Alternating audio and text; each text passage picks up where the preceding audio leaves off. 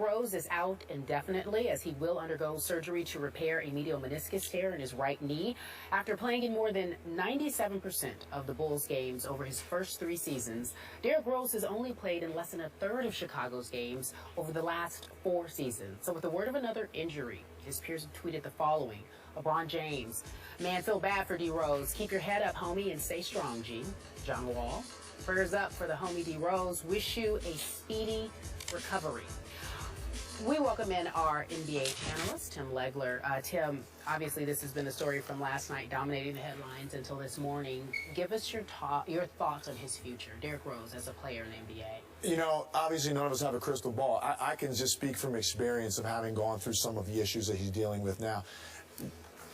I have a problem sometimes when we talk about these issues with Derrick Rose, almost like, oh, the guy's snake bit, can't catch a break. This isn't like somebody dropped a dumbbell on his foot in the weight room. Like, that's bad luck. The biomechanics, right, start to kick in. The way he plays, the force he generates, the way he changes direction, right, the torque he puts on his knees. He's very unique, very special. I think he and Russell Westbrook are the 2 greatest athletes that have ever played point guard in the history of this league. He generates so much force. Now he has that major knee injury a few years ago. Everything since is almost to be expected. It's a matter of not if he will have these kind of issues, it's when. And now he has another one. And we don't know the degree of this meniscal tear. There's a lot of different degrees, different types of remedies for it as well. Do you repair it? Do you take some out?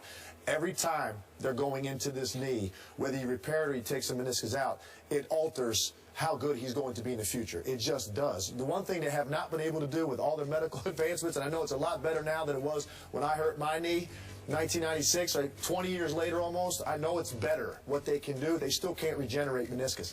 And he's going to continue to have problems. It's as sad for all of us, but it's hard for me to imagine, even though there were times this year when I saw glimpses of the MVP Derrick Rose, even in games in which statistically at the end you would look at it and say, wow, he's never going to be the same. I saw 5 plays in that same game and I say, it's in there. It's a matter of can he do it for a sustained stretch, and when he has these type of setbacks, you really start to question if he will ever be able to do this. It's not like guys tear their ACL, have meniscal tears after that, and then at some point they run off 5 straight years of great health.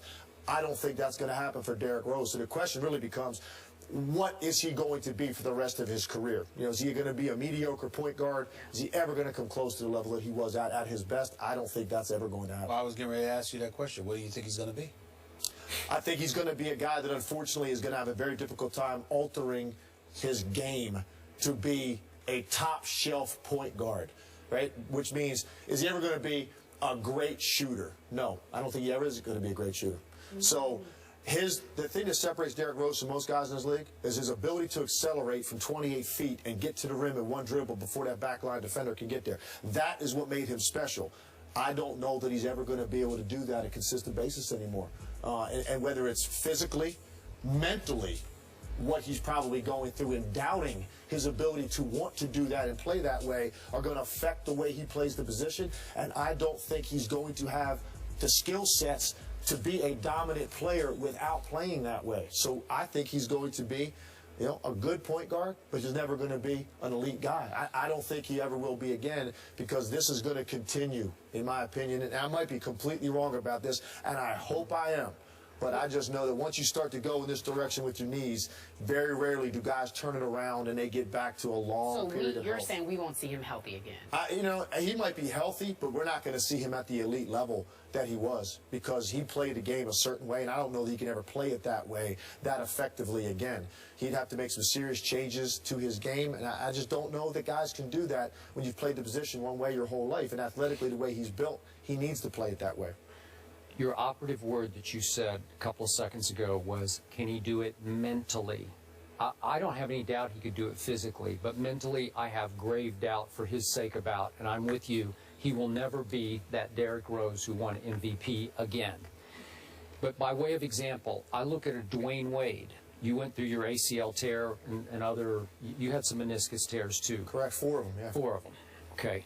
Dwayne Wade at Marquette had almost all of his cartilage removed, his meniscus, all removed.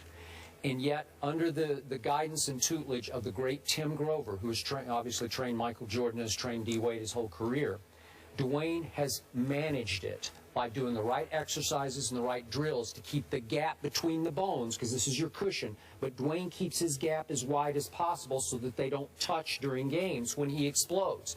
And given that kind of exercise protocol, guess what? Dwayne Wade's been pretty great. Wouldn't you agree? With no cartilage in one knee, little to none. No cushion. He's a Hall of Famer. He's a Hall of Famer. Obviously, he's got some rings, as I recall. Correct. Yeah, thank you. Okay, so there's one guy, but there's one mentality. Derrick Rose has had demons about his knees since he first ruptured his ACL. And to your point, and we talked earlier about Allen Iverson, no two guys I have ever watched play basketball attacked more and took more from on high falls than those two guys. You remember Derrick Rose, you and I used to go back and forth about, is he a point guard or a two guard? Man, did he not attack? Like, he would run through walls of defenders to try to get to the basket and would get to the free throw line. But did he not take some falls after falls after falls? And after a while, as you know, your knees can only take so much. He explodes off his knees as much as anybody ever, and he fell on his knees as much as anybody ever. So it's to your point, at some point, the knees are going to say, no mas. I'm sorry, we can't take this anymore, and you're going to have one little meniscus tear after another. To your point, I don't know how big a tear it is. Is it significant? Could you sew it? Do you have to clip it? But if you keep clipping it, after a while, you're in trouble. Well, he had one. He already had a meniscus Yep, tear. this is the second one. On the same knee. On the same knee. Maybe he needs to find somebody to work out with so he can Bingo. prolong his career. Yeah. Whether it's Tim Grover or somebody on that level. I agree. Maybe, just maybe, he needs to do something a little bit different. Tim Grover does happen to live in Chicago. I'm just throwing that out. Well, listen, I've never understood why Derrick Rose didn't work with Tim Grover. It made no sense to me. Me either. But here's the deal.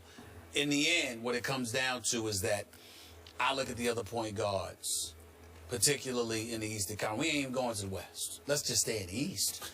Kyle Lowry, Kyrie Irving, John Wall, even a Jeff Teague.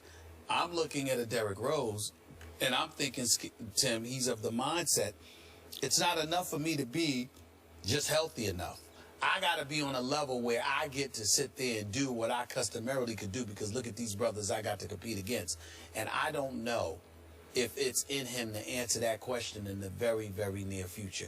That's my concern about him, Tim. I'm very scared for him. I completely agree with you. And, you know, the thing is, the sad part about this is the best offensive team that Thibodeau has had going into the postseason. And now you potentially are taking, and we don't know yet, but potentially taking this piece out. Derrick Rose didn't have to do as much on this team as he had to do on past Chicago Bulls playoff teams.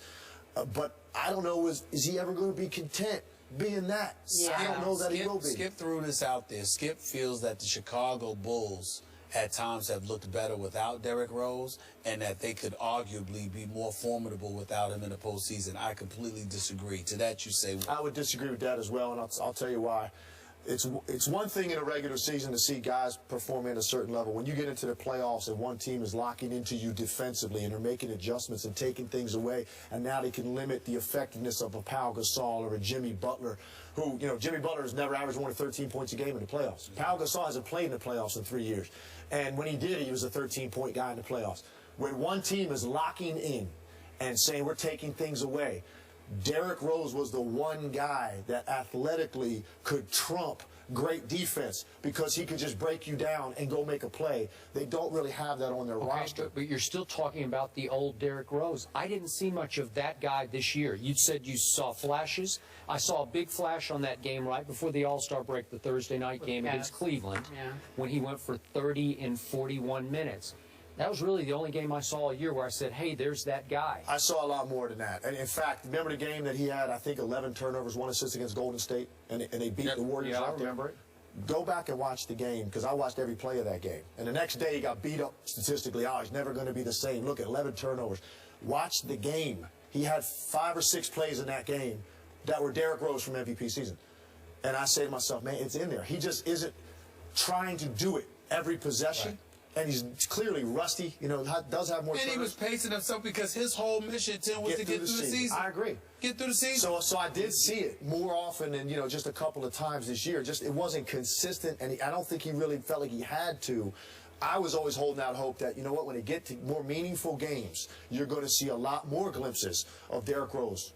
And unfortunately now, I don't see any way that's going to happen, even if he does come back. I will this year. say this. If, in fact, a Thibodeau team hangs its hat on the defensive end, I think they can be a little bit better without Derrick because he wasn't trying very hard on defense when I watched. I will completely agree with that. And actually, if you look at what they're doing defensively over the last month, they're starting to creep back up to where they were. Their numbers across the board are getting better on that end as you get closer to the playoffs. Yep. Question is going to be, will they be able to have enough offense to get And through I don't think they will. the teams that have to? My last stat that I'll throw at you is Derrick was still taking way too many and missing way too many three-point shots. Yeah. Of the high-volume shooters, 250 or more attempts, he was at the bottom of those 30 shooters at 28.3%. That won't get it done. Maybe that would have changed in the postseason. But Skip, the combination of Derrick Rose being gone, Joakim Noah has not been 100%. No. At offseason, He would have been to out be, this year. yeah.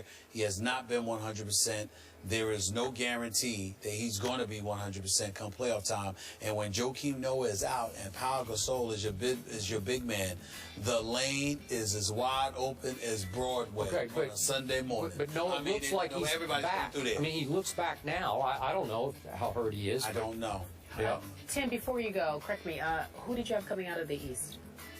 Prior to the season, Yes. I had Cleveland. You had I had Cleveland. Cleveland and San Antonio in the finals. Okay, where do you think? I haven't really made finals predictions since because. Well, one of the reasons is I can make an argument right now. I can sit here and make an argument for probably 5 or 6 teams in the Western Conference and be very convincing about who could come out. In the East right now, the way Cleveland is playing, you say, you know what, and now this, maybe the path's being laid for them.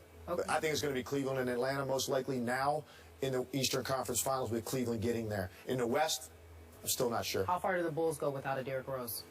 It really would probably depend on who they play. There's a very good chance they're going to be playing on the road in the first round against a team like Washington, potentially. Can they beat Washington? Probably. Really, you think they'll fall that far out of a first round? They're only a half game. Washington, They're only a half free game spot. ahead of Cleveland for 4. Okay, but they're only Two half games game ahead of behind. Washington. Aren't they 1 game behind Toronto for 2? Correct, but, Yeah. but you just lost Derrick Rose. So Okay. I'm assuming they're not going to play at the same clip that they have this year without him. And if that's the Cleveland clearly is going to pass them. The question is, can Washington, who is struggling right now as well, they have hit a tough patch in their season. If they can reverse it, it's potential that Chicago could end up 5. I don't think they get any higher than 4. I appreciate your dedication. Clearly, you care nothing, absolutely nothing about your social life. Talking about Cleveland and San Antonio. Yeah, Hey, it could be Cleveland and Memphis. How you feel about There that? you go. I don't mind Memphis. I don't mind Memphis. I don't mind Memphis. You don't mind. You No, don't mind I don't Memphis. mind Memphis is not bad at all. Oh, my Memphis is not bad. We're really getting ourselves into trouble. We start What are we talking about talking things like that. I'll take San What are we Antonio talking over about Memphis here? if we're talking about purely geographical decisions. Yeah. All right. Tim Legler, always enlightening. San Antonio is near Austin.